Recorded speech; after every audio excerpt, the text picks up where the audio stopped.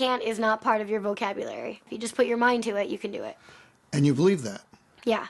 That's the crazy thing is if you're never given limits, then you think, I can do anything. And if she could do anything, she wanted it to be this, what she saw her hero, Dominique Moceanu, doing on TV.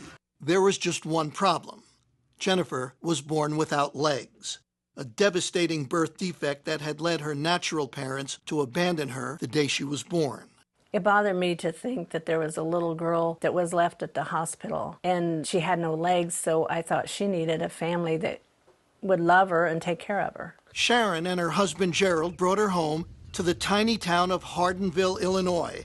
Population 50, they say, if you count the dogs and cats. They decided to raise her like they raised their 3 healthy sons, with no limitations and just one simple rule. Never say the word can't. You said, I want to be a tumbler. You didn't have legs. Right. You kind of need those, most people think, to tumble. Well, think again. The girl who wasn't allowed to say can't was on her way to becoming a genuine gymnastics champion. She started at 7 on the trampoline with her dad. And after a few falls, she got the hang of it. In time, she was competing. And soon after that, she was dominating. And by high school, Jennifer Bricker, are you ready for this, was the tumbling champion of the state of Illinois. Soon, Jennifer was pursuing other sports too. Even one you'd figure she had absolutely no chance to play well, until it turned out she could steal the ball, even grab a few rebounds. And she could make baskets too. She didn't consider herself handicapped.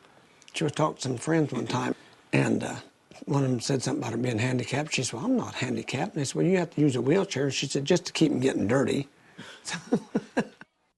One day at age 16, out of curiosity, Jennifer asked her mother a question. Hey, is there anything that you, know about my adoption or biological family that you didn't tell me? I said, okay, but you got to sit down. And she said, Mom, I'm always sitting. And she said, maybe you should sit down. I said, okay, let me sit down. And she said, well, what's the big deal? Just tell me what my last name is. And I said, well, that's the big deal. And she said, what do you mean? And I said, your last name would have been Moceanu. I knew what that meant. I knew that Dominique Moceanu was my biological sister. When she finally tracked Dominique down, Jennifer wrote her a letter. Inside the envelope were adoption papers, a photograph, and a stunning piece of news. My biological last name is Moceanu. That line, I was just like, I can't believe this is happening. Everything was there. The evidence was there. Jennifer looked like the spitting image of my youngest sister, Christina. What a moment for anyone to even speak to their childhood idol, but for their childhood idol to be their sister, that's something. She told me she was an athlete in the letter. In fact, I was her inspiration to start tumbling and doing gymnastics. And then on the phone call, she goes, oh, by the way, I have no legs. I mean, she's like, wait a minute, didn't you just tell me that you're an acrobat and you did all these sports? And I could just hear the wheels turning, Yeah. And I said, who is this girl? Oh my gosh, how did she have this attitude to persevere in life and overcome every obstacle? And she's my sister. Jennifer has moved out to Hollywood. Where else if you want to be a star? She drives a specially equipped car and lives a normal, independent life. And she's earning a living. How else? As a gymnast. She's an acrobat who has toured with Britney Spears.